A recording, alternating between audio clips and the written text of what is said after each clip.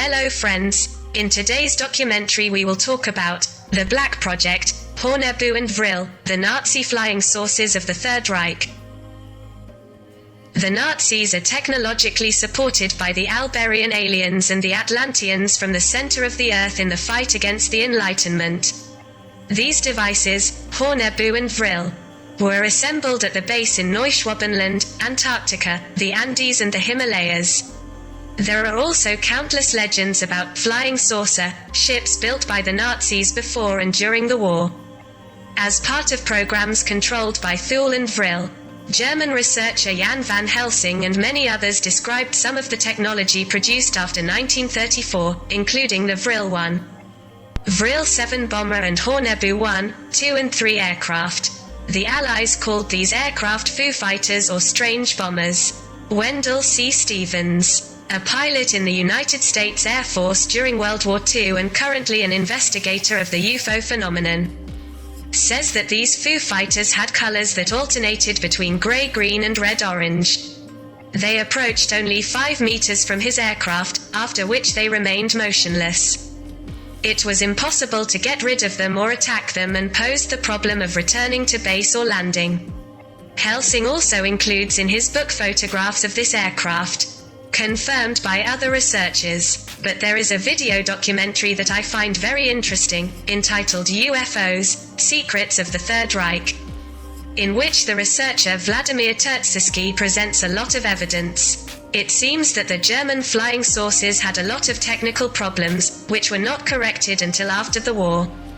According to several researchers in the field, in 1938 a German expedition to Antarctica took place on the air carrier Schwabenland.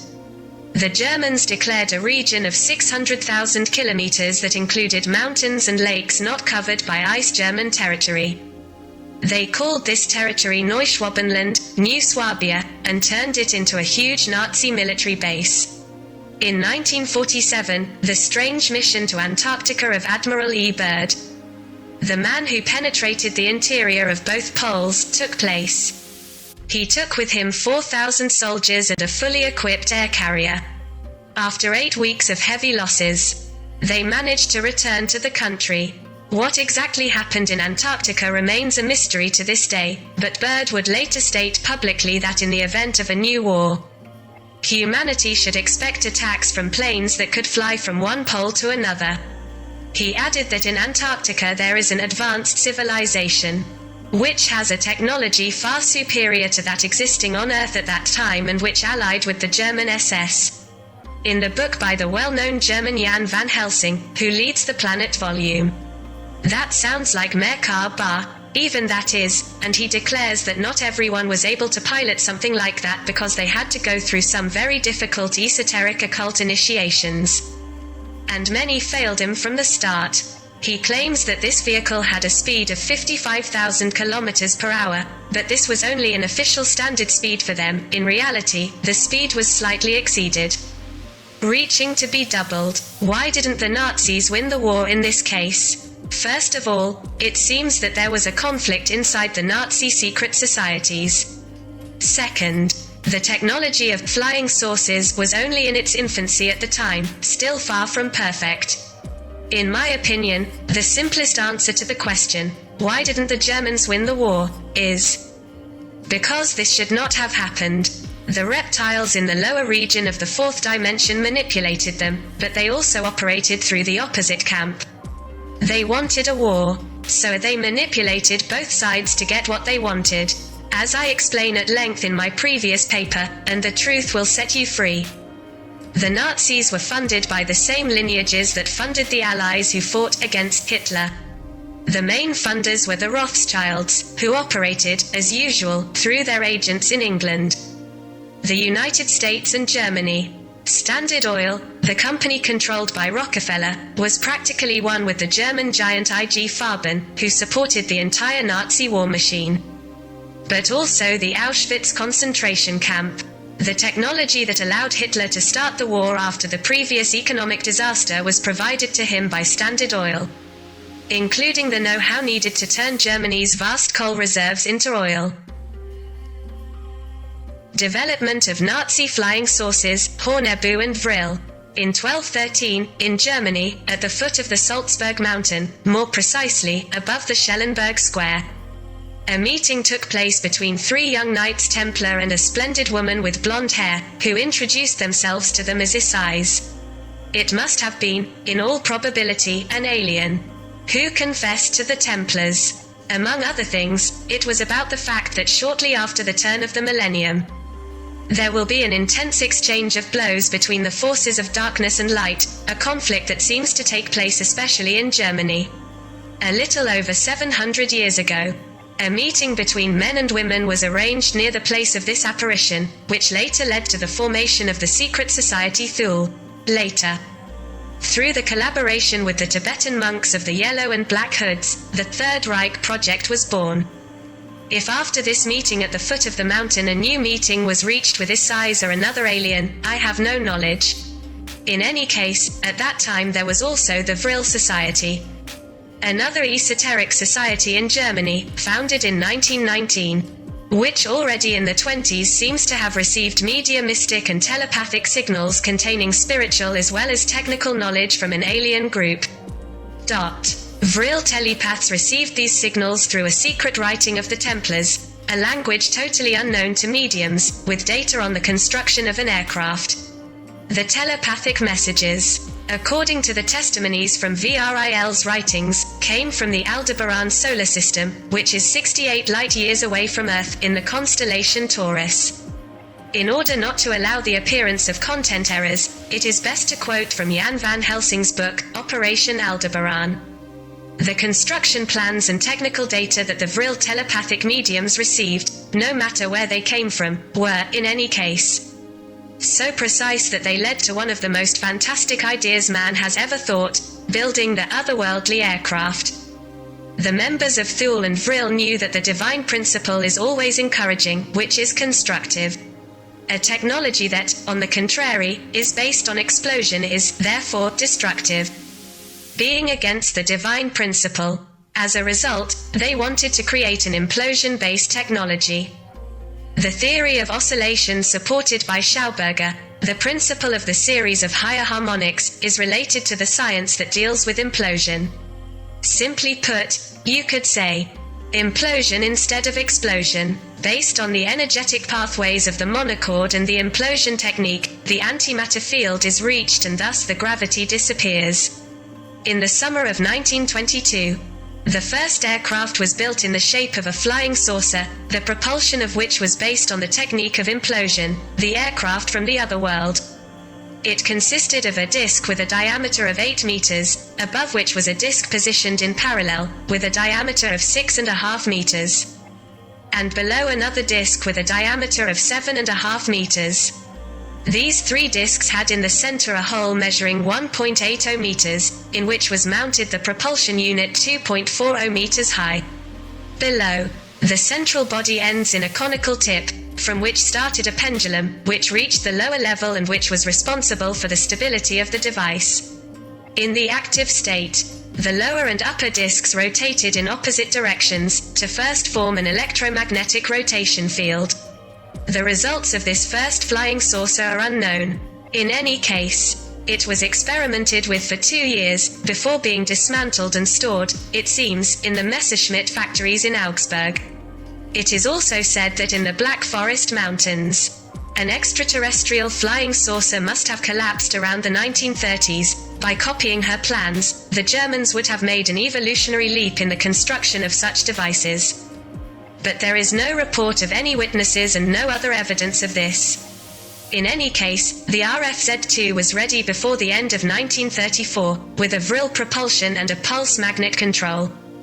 It measured 5 meters in diameter and had the following flight characteristics: the optical disappearance of the contours at high speed and the colored lighting, typical of UFOs.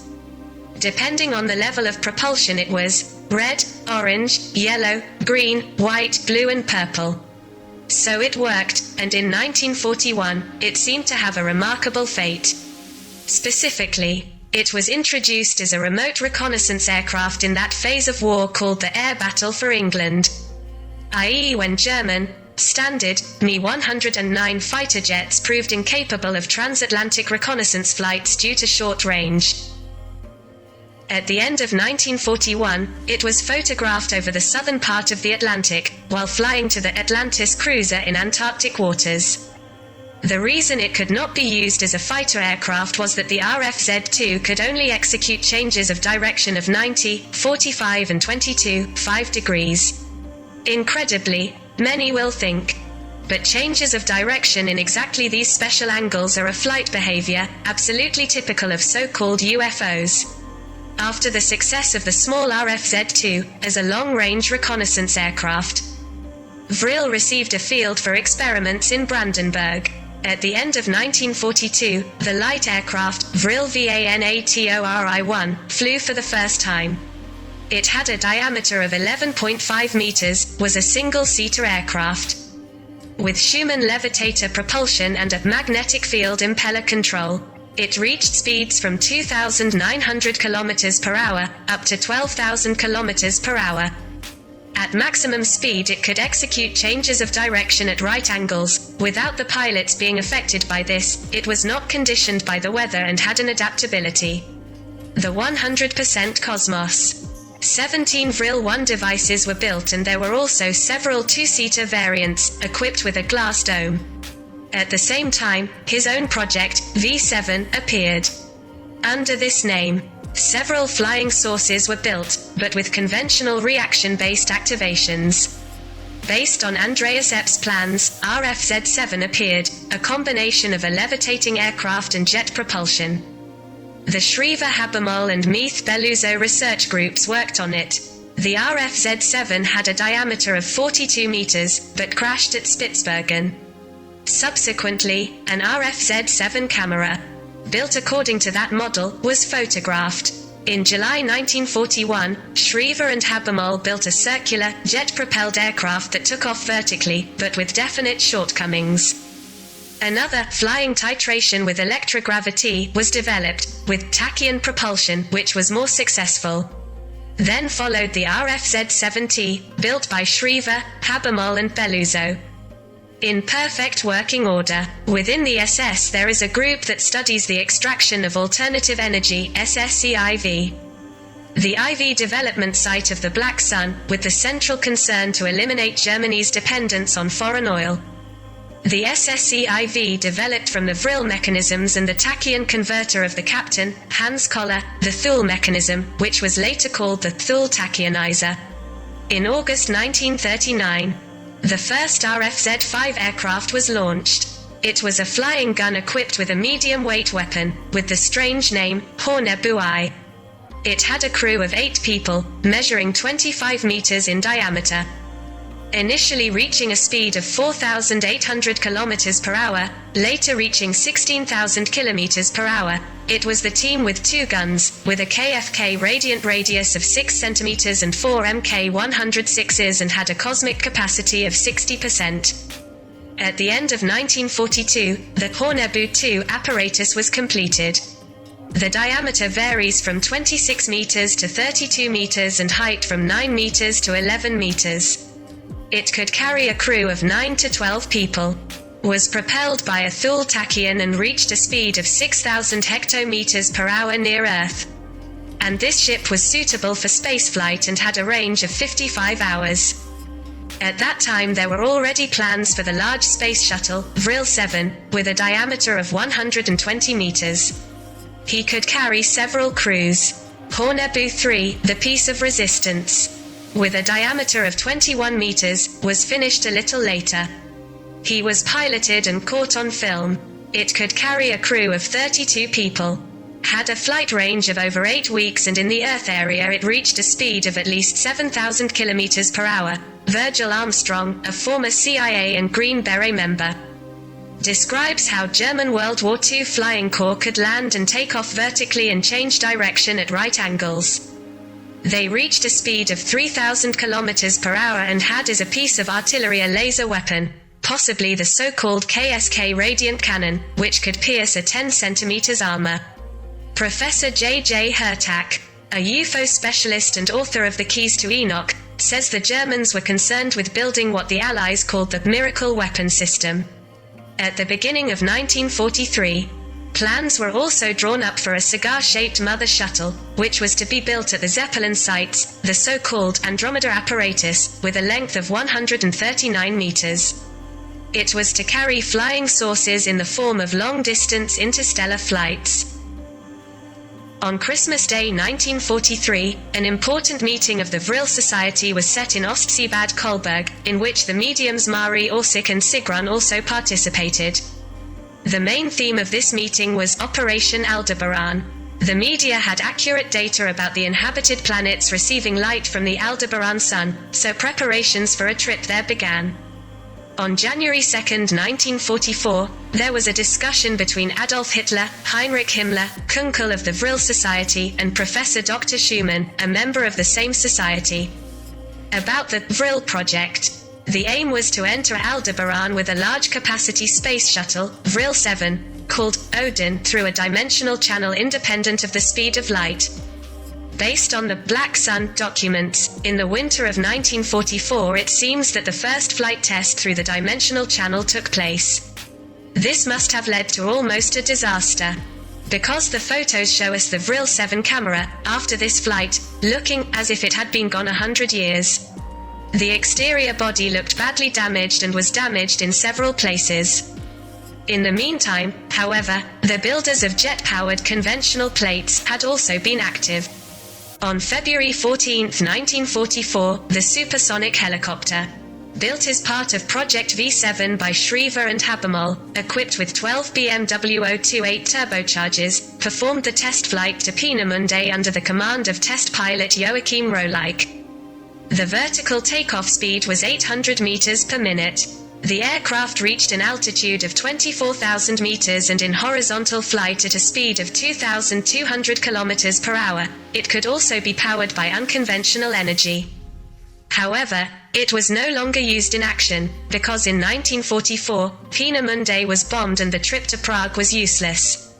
For before the flying saucers made there were ready for intervention, the Americans and the Russians had already occupied Prague. The V-7 flying saucers were described as a kind of toy compared to the Vril and Haunebu aircraft. On the other hand, the Vril and Haunebu flying saucers differed considerably from each other.